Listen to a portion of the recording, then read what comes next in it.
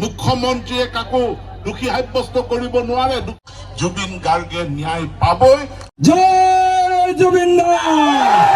জুবিন দাৰ কাৰণে ন্যায় লাগে না নালাগে? ধিক্কাৰ দিব লাগে নাই? জুবিন দাৰ ন্যায়ৰ নামত ৰাজনীতি বন্ধ হ'ব লাগে। হেল্ল' দোস্ত, আজি আমাৰ ধেমাজিত জুবিন দাৰ ন্যায়ৰ বাবে প্ৰতিবাদী সমদল সাব্যস্ত কৰা হ'ব আৰু তাৰ বাবে মই যাবলৈ ৰেডি হৈছোঁ।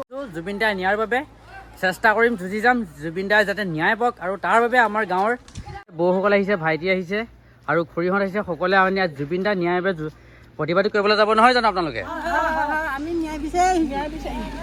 এখন এপেচিটি আৰু মুঠ আমি ইয়াৰ পৰা কিমানজন পাৰোঁ ওলাই যাম। জুবিন দাৰ ন্যায়ৰ বাবে যুঁজিব চেষ্টা কৰিম, যাতে জুবিন দাৰ ন্যায় পাওক আৰু দোষীয়ে শাস্তি পাওক। তাৰ বাবে আমি আমাৰ যিমানখিনি কৰিব লগা আছে সকলোবোৰ কৰি যাম জুবিন দাৰ বাবে। আমাৰ এই কণমানি ল'ৰাটো আৰু এই ল'ৰাটোৰ চিন্তি আজি আমাৰ এই যাত্ৰা আৰম্ভ কৰোঁ, যাতে জুবিন দাৰ ন্যায় পাওক। ব'লক আমি ধেমাজি যাম আৰু ধেমাজিত আপোনালোকক সকলোবোৰ দেখুৱাম, ক'ত কেনেকৈ হৈছে, কেনেকুৱা ধৰণৰ প্ৰতিবাদী সমদল হয়, তো সকলোবোৰ দেখিবলৈ পাব। আমাৰ এইফালে অকণমানি মইনা, চিকু মইনা, থাকিবা দেই তুমি ভালে।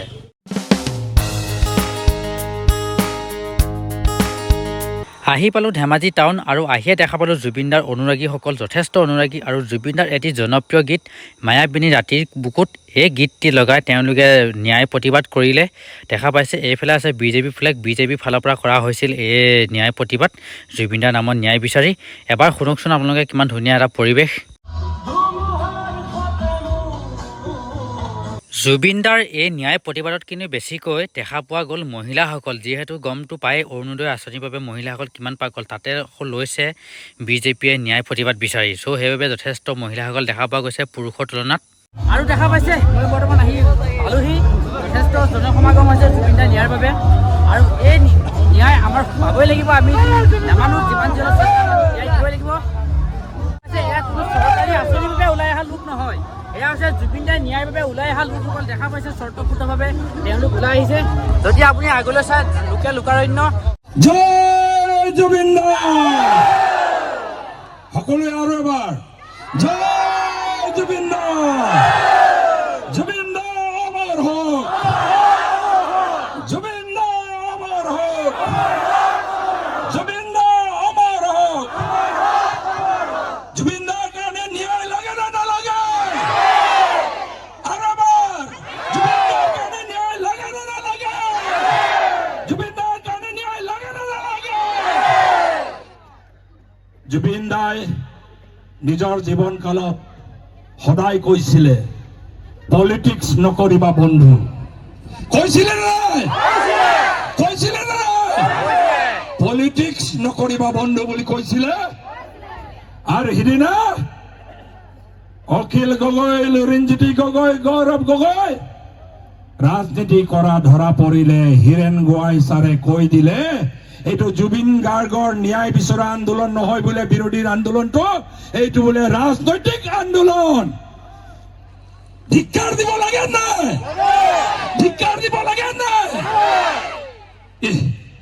জুবিন দাৰ ন্যায় বিচাৰিব লাগে, কিন্তু জুবিন দাৰ ন্যায়ৰ নামত ৰাজনীতি বন্ধ হ'ব লাগে, কিয়নো জুবিন দাই কৈছিলে পলিটিক্স নকৰিবা বন্ধু। আৰু আজি আমি জুবিন দাৰ নামত সকলোকে আমি আহ্বান জনাইছো, কোনো ৰাজনীতি কৰিব নালাগে। সকলোৱে জুবিন দাৰ ন্যায় পক্ষত এনেকে আজি যেনেকে ওলাই আহিছো সকলোৱে একেলগে ওলাই আহিব লাগে, হয় নে নহয়? অসমৰ জনগণ এক হওক আৰু জুবিন দাৰ পক্ষত আমি সকলোৱে থিয় দি সোনকালে যেন ন্যায় পাওক তাকে আমি কামনা কৰিছো, হয় নে নহয়? এই প্ৰখৰ ৰ'দত এনেকে সকলোৱে হিল্লোল ভাঙি আজি ওলাই আহি জুবিন দাৰ পক্ষত ন্যায় বিচাৰি সোনকালে যেন ন্যায় পাওক আৰু তেখেতৰ আত্মাই যেন শান্তি পাওক আৰু চিৰকাল জীৱন জুবিন দাই যেন অমৰ হৈ থাকক তাৰে কামনা কৰি পুনৰবাৰ আপোনালোকে এই প্ৰখৰ ৰ'দত বিভিন্ন জোনাৰ পৰা আৰম্ভ কৰি গুৱামুখ বিভিন্ন জেগাৰ পৰা ইয়াত সমবেত হোৱাৰ কাৰণে সকলোকে ধন্যবাদ জনাই জুবিন দাৰ পক্ষত ডাঙৰকে এটা হাত চাপৰি বজাই জুবিন দা অমৰ হওক, জুবিন দা অমৰ হওক, জুবিন দা অমৰ হওক। জয় জুবিন। যথেষ্ট লোক দেখা পাব আপুনি। জুবিন দাৰ ন্যায়ৰ বাবে সকলোবিলাক ওলাই আহিছে এফালৰ পৰা। আচলতে জুবিন দাৰ প্ৰতি থকা অসমবাসীৰ এৰা মৰম, শ্ৰদ্ধা আৰু আশীৰ্বাদ যাৰ বাবে আজি সকলোৱে স্বতঃস্ফূৰ্তভাৱে নিজৰ নিজ ইচ্ছামতে কোনো কাকো জোৰ নকৰাকৈ এনেকৈ জুবিনদাৰ ন্যায়ৰ বাবে ওলাই আহিবলৈ আগবাঢ়ি আহিছে, যাতে জুবিনদাৰ ন্যায় পাওক, যাতে চৰকাৰে যাতে জুবিনদাৰ ন্যায়ৰ প্ৰতি কোনো হেমাহি নকৰি অতি সোনকালে জুবিনদাৰ যাতে ন্যায় প্ৰদান কৰক। তাৰ বাবে আজি ধেমাজিবাসীৰ ৰাইজে দেখুৱাই দিছে যে জুবিনদাৰ প্ৰতি তেওঁলোকৰ কিমান মৰম, কিমান হেঁপাহ আৰু জুবিনদাৰ প্ৰতি তেওঁলোকৰ কিমান শ্ৰদ্ধা, তাৰে কিছুমান আপোনালোকে স্বতঃস্ফূৰ্তভাৱে দেখা পাইছে।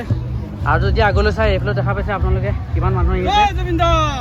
জয় জুবিনদা। জুবিনদাৰ ন্যায় পোৱাটো খাটাং নে? খাটাং। আপোনালোকৰ বিশ্বাস কেনে জুবিনদাৰ ন্যায় পাব বুলি? ন্যায় আমাক লাগিবই। আমিও বিচাৰোঁ জুবিনদাৰ ন্যায় পোৱা, নহয় জানো? যদিও আগলৈ চাই সেইফালেও আছে, এইফালেও আছে, এইসকল মহিলাই কিন্তু কোনো আঁচনিৰ বাবে অহা নহয়, এওঁলোক আহিছে জুবিনদাৰ ন্যায়ৰ বাবে। এওঁলোকক আজি চৰকাৰে আঁচনিও ঢুকি পোৱা নাই জুবিনদাৰ মৰমৰ বাবে, নহয় জানো বাইদেউ? আপোনালোকে আজি জুবিনদাৰ প্ৰকৃত অনুৰাগী হিচাপে ওলাই অহা নাই জানো আপোনালোক? চাওক আপোনালোকে এইফালে যথেষ্ট লোক আছে, ইয়াত সমবেত হৈছে সকলোবিলাক আহি প্ৰতিবাদ কৰি। যদি আগলৈ চাই এইফালেও আপোনালোকে আমাৰ প্ৰাণৰ জুবিন হিয়াৰ আমতো যিটো ন্যায় বিচাৰি আপোনালোকে এই শোভাযাত্ৰাত অংশগ্ৰহণ কৰিলে, সকলোকে ধেমাজি জিলাৰ তৰফৰ পৰা আমি আপোনালোকক ধন্যবাদ জ্ঞাপন কৰিছোঁ। আৰু আপোনালোকে কণ্টেক সময় শৃংখলাবদ্ধভাৱে উপস্থিত থাকি আমাৰ ইয়াত উপস্থিত আছে। হাতত প্লে কাৰ্ড লৈ তেওঁলোকে জুবিনদাৰ ন্যায়ৰ বাবে ওলাইছে, জাষ্টিছ ফৰ জুবিন গাৰ্গ। দাদাহঁতক প্ৰথমে সুধোঁ, দাদা আপোনাৰ এই ন্যায় যাত্ৰা কৰি কেনেকুৱা লাগিলে আপোনাৰ জুবিনদাৰ বাবে? ভাল লাগিছে, বহুত ভাল লাগিছে। হয়, আপুনি জুবিনদাৰ বাবে কি ক'ব? জুবিনদাৰ ন্যায় পোৱাটো আপুনি কি বিচাৰে এই ক্ষেত্ৰত? ন্যায় পাব লাগে, ন্যায় পাব লাগে, অতি সোনকালে ন্যায় পাব লাগে। আৰু চৰকাৰৰ প্ৰতি আপোনাৰ কি আহ্বান জুবিনদাৰ ন্যায় পোৱাৰ ক্ষেত্ৰত? চৰকাৰে যি কৰিব আহিছে যেনেকৈ বিচাৰে তেনেকৈ দিব লাগে, ইমানেই আৰু। আৰু এইফালে লিখা আছে জয় জুবিন, প্ৰাণৰ জুবিন। দেখা পাইছে জুবিনদাৰ কাৰণে এখন প্লে কাৰ্ড হাতে হাতে লৈ আমাৰ দাদাসকলে এই প্ৰতিবাদ সাব্যস্ত কৰিলে, ন্যায় প্ৰতিবাদ। সকলোকে ধন্যবাদ জ্ঞাপন কৰিছোঁ জুবিনদাৰ বাবে, এনেকৈ যে তেওঁলোকে ওলাই আহিব পাৰিছে। সকলোৱে নিজৰ নিজৰ কাম নেওচি সকলোৱে কাম পেলাই থৈ জুবিনদাৰ ন্যায়ৰ বাবে ওলাই আহিছে। আৰু দেখা পাইছোঁ যথেষ্ট মহিলাসকল আহিছে, তেওঁলোক কোনো আঁচনিৰ বাবে অহা নহয়, তেওঁলোকে আহিছে জুবিনদাৰ ন্যায়ৰ বাবে, নহয় জানো দাদা? হয় হয় হয়। ক'ৰ পৰা আহিছে? আমি গোগামুখ গোগামুখৰ পৰা আহিছে। এয়া ধেমাজি গোগামুখৰ পৰা ধেমাজিত আহি জুবিনদাৰ ন্যায়ৰ বাবে তেওঁলোকে প্ৰতিবাদ সাব্যস্ত কৰিছে। কেনেকুৱা লাগিছে জুবিনদাৰ ন্যায় প্ৰতিবাদ কৰি? ইমান মানুহ আহিছে, ভাল লাগিছে। হয়, জুবিনদাৰ কাৰণে ওলাই আহিছে, ভাল লাগিছে। আশাবাদী নে জুবিনদাৰ ন্যায় পোৱাৰ ক্ষেত্ৰত? আশাবাদী নে সম্পূৰ্ণ? আশাবাদী, সম্পূৰ্ণ আশাবাদী। জুবিনদাৰ ন্যায় পাব? ভাৰতীয় জনতা পাৰ্টীয়ে চৰকাৰ গঠন কৰিছে। এই চৰকাৰ গঠন কৰিছে মানে আমি যিকোনো আইন আমি বিধানসভাত পাছ কৰিব নোৱাৰো। সংবিধান এখন আছে, ন্যায় ব্যৱস্থা এটা আছে। সেই ন্যায় ব্যৱস্থাৰ যিকেইজন ন্যায়াধিপতি জাজসকলক আমি তেওঁলোকক নিয়োগ নকৰো, তেওঁলোকৰ প্ৰক্ৰিয়াৰ মাজেৰে সেই ন্যায়ালয়ৰ ন্যায়াধীশসকলৰ নিযুক্তি হয়। তেওঁলোকে ন্যায় প্ৰক্ৰিয়াৰ মাজেৰে খৰতকীয়া এক ন্যায় ব্যৱস্থা হ'ব। ধৰিত্ৰীক বচোৱাৰ কাৰণে, মা ভাৰতীক প্ৰাকৃতিকভাৱে সুৰক্ষিত কৰাৰ কাৰণে অমৃত বৃক্ষ আন্দোলন চলি আছে। আৰু এই অমৃত বৃক্ষ আন্দোলনতে আজি আমি সিদ্ধান্ত লৈছো, এক পেৰ জুবিন গাৰ্গকে নাম, আৰু সেইজোপা নাহৰ গছ হ'ব লাগিব। নিজৰ ঘৰত, ওচৰ বিদ্যালয়ত, যুৱক সংঘৰ চৌহদত, য'তেই নহওক এজোপা নাহৰ গছৰ পুলি জুবিন গাৰ্গৰ স্মৃতিত ৰোপণ কৰিব। আৰু অসম এখন সংগীত ভাল পোৱা মানুহৰ দেশ, মিউজিকৰ দেশ। আজি ভূপেন হাজৰিকাৰ জন্ম জয়ন্তী চলি আছে, আৰু তেখেতৰ জন্ম জয়ন্তীত 5 নৱেম্বৰ ডক্টৰ ভূপেন হাজৰিকাৰ স্মৃতিত আকৌ আমি এই জজ ফিল্ডত 5,000 মানুহ সমবেত হ'ম আৰু ভূপেন হাজৰিকাৰ গান গাম, কাৰণ আমি তেখেতক আমাৰ মাজত জীয়াই ৰাখিম।